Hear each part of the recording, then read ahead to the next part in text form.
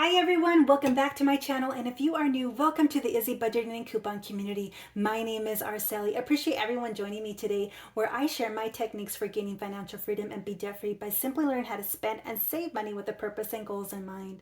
I can't believe we're already halfway through July, which means we're already halfway through the year. Now, there are a couple of times in the year that I take a step back and look to see if there's any areas, categories within my budget that need to be changed or updated at the beginning of the year and mid-year. Mid-year is not as intense as the beginning of the year, but overall, I do try to identify those areas that need extra attention so that I can stay motivated and excited about my budget. And also, I like to take this opportunity and possibly rebuild my budget if needed. So in today's video, I will be sharing 5 steps on how I plan for a mid-year budget reset. So I'm going to go back to the basics of budgeting 101 and start off with step number 1. Review the previous 6 months of spending and savings by listing out all monthly expenses again. So let me grab a visual that I created for myself. On the left-hand side, I just listed all of my expenses. And on the right-hand side, I'm just going to add any new amounts or changes that may have taken place. I don't know about you, but many, if not all of my categories have seen an increase due to higher costs and prices. So it's definitely a great time to sit down and review all of your expenses to make sure you're making those appropriate changes. Making this a routine will also help you in the long run. Just like you have a morning and a night routine, intentionally make a budget routine into your lifestyle. Step number 2, review income money. So typically income can change from year to year. Hopefully it's going up for you. This is an important step, as many individuals, they just simply increase their cost of living and end up spending any extra money they make. So you'll need to decide what to do with this extra money. Do you intentionally save it, put it towards an emergency fund, or future funds? So for me, at the beginning of the year, I decided for this extra money, it's just going to go into my savings category. Step number 3, updating spending and savings categories. So after you have your expense list written out, it's time to identify what categories need to be updated. So this step shouldn't be a big surprise, as we have been visiting our budget each paycheck. But you will need to ask yourself, are there any categories that I need to add, remove, or perhaps I need to consolidate categories for things that may now be bundled together? Step number 4, set goals. Make sure that you're not spending more than what you're actually making, so you're able to save money each month. You definitely want to know where you're headed and what the next step is. And also, it helps minimize the stress and anxiety that comes from uncertainty. So remind yourself, I want to achieve this goal, and this is how I plan on doing it. But also allow flexibility in your plan. You don't want to end up constantly blaming yourself for not sticking exactly to what you have planned because other things came up. Just think of it this way. If you didn't win yesterday, you at least learn from it and just move on. Final step, important step, step number 5. So with the new budget comes a new mindset and hopefully a new beginning. So how do I make this happen? Now, you don't have to buy a bunch of new stuff. Instead, try rearranging your workspace living area to feel as you're making a new fresh start.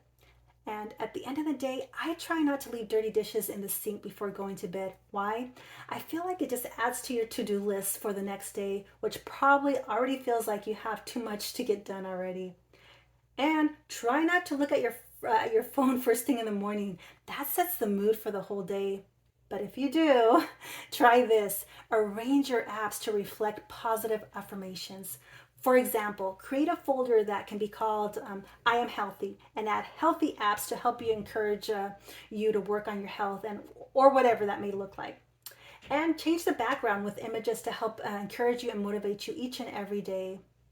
And my favorite tip, unsubscribe and unfollow anything that doesn't bring joy and motivation to your life.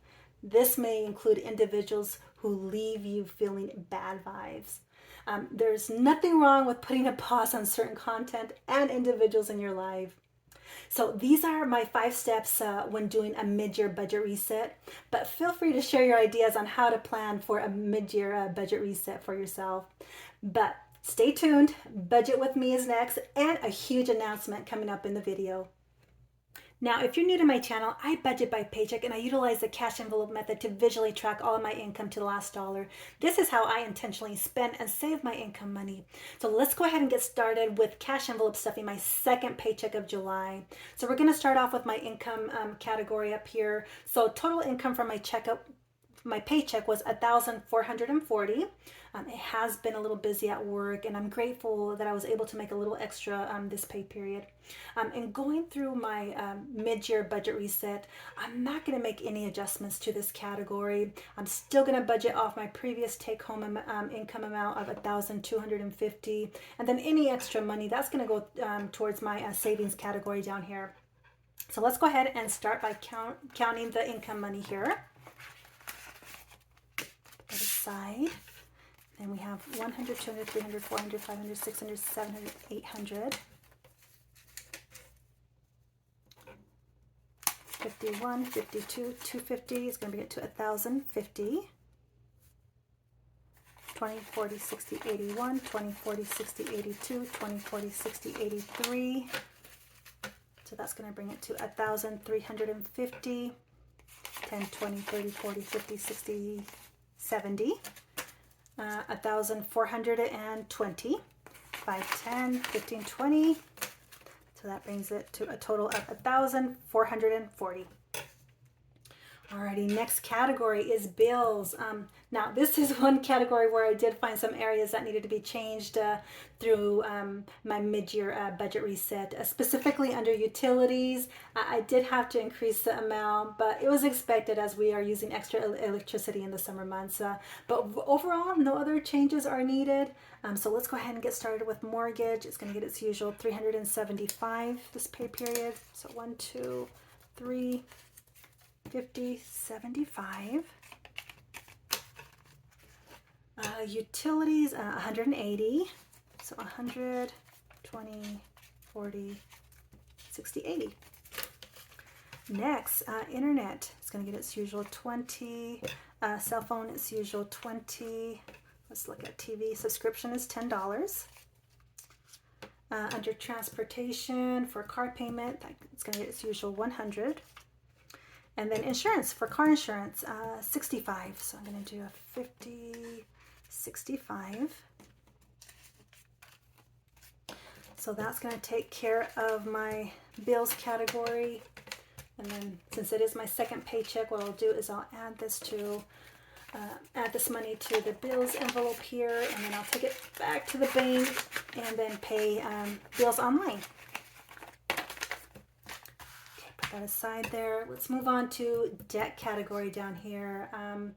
So one question that I do get asked over and over is, do you pay your debt first or save money?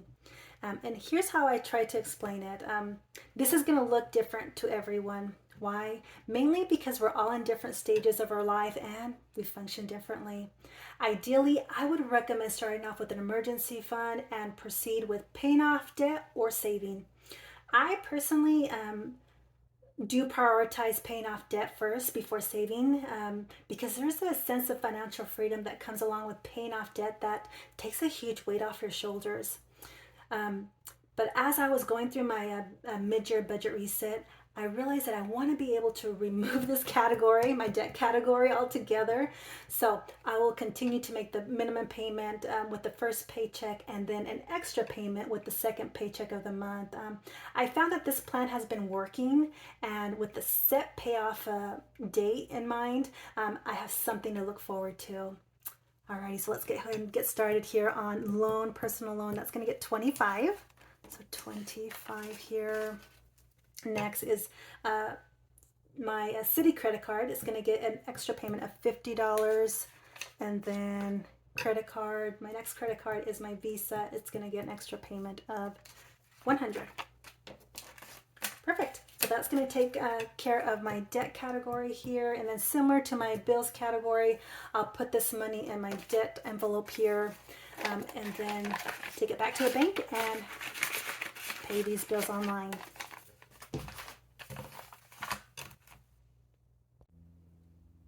Moving on to my day-to-day expenses. This is another area that I found through my mid-year budget reset that needed a little change.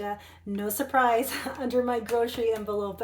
As we all know, there's been a steady increase in prices overall. But luckily with couponing, I have been able to not only keep my grocery envelope, but also my dining, clothing, and miscellaneous envelopes with a low out-of-pocket, because I'm able to get cash back or gift cards by simply couponing. So let's go ahead and start off with our my grocery envelope here, which includes household items. I don't have anything left over here, but I did increase my budget from $220 to $240 this time around. So let's go ahead and start counting. There's $220 and $240 for my groceries.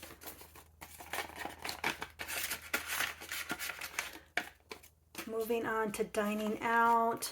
Nope, I don't have anything left over, but I will go ahead and add $20 today.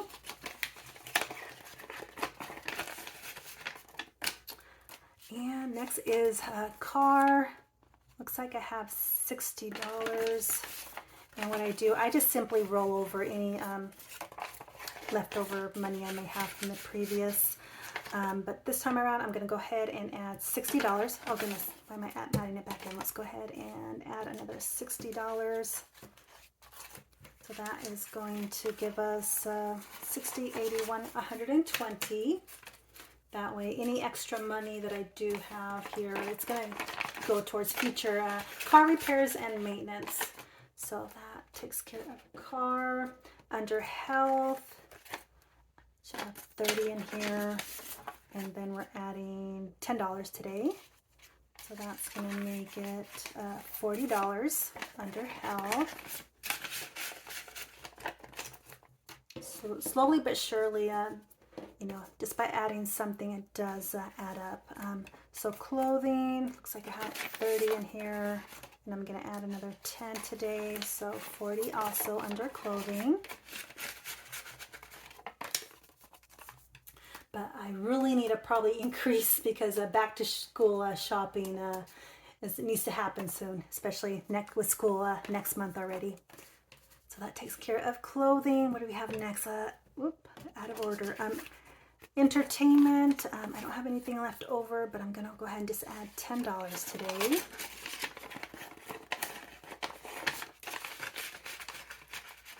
And then for last envelope, miscellaneous, that's also going to get $10. This is for my life happen moments. $10. And that's going to take care of my day-to-day expenses here. Up next, under savings, let me go ahead and grab future fund envelopes here.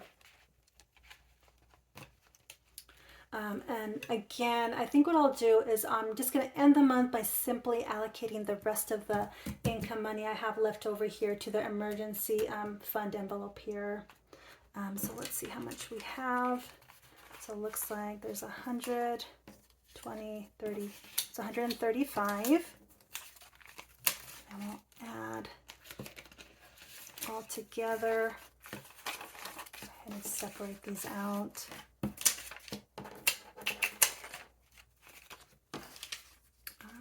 Got a little of everything going on here. So we have 100, 2, 300, 320, 30, 40. So 341. Not bad. So we'll add that to emergency envelope here.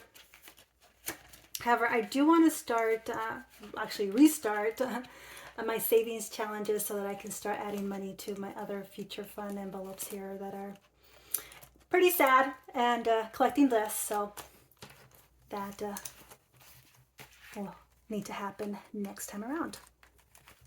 Alrighty, so that takes care of my savings categories here. And then finally, just look at the budget summary down here. So it looks like we have 0 left over. Excellent. All dollars have been accounted for this pay period. So I'm going to put this aside here real quick for a moment. And now let's talk about the huge announcements I have. But first, I do want to take a moment and thank everyone for their support on my YouTube channel. It has definitely changed not only my budgeting journey, but my life overall.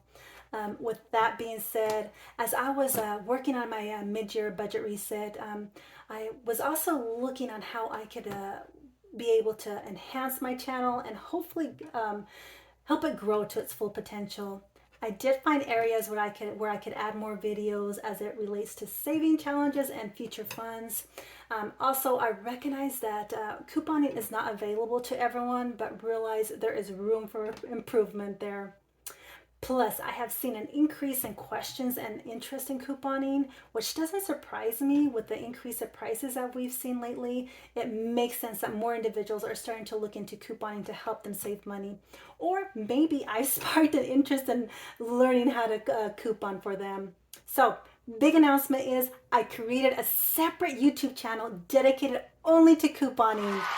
So, if you are just starting out and would like more step-by-step or in-store videos on how to coupon, I invite you to go over to Easy Couponing and check it out. I'm also going to leave a link in the description box below. Let me know what you think. Plus, there's videos in Spanish. So I'm going to end my video here. As always, don't forget to go out there and make a difference in someone's world. And please share this video, as this will help other individuals who are also searching for ways to change their life financially. And if you enjoyed these type of videos, please click on that like, subscribe, and notification bell so that you don't miss any future videos. And that lets me know that you want more videos like this. Thanks everyone. We'll see you in my next video. Bye.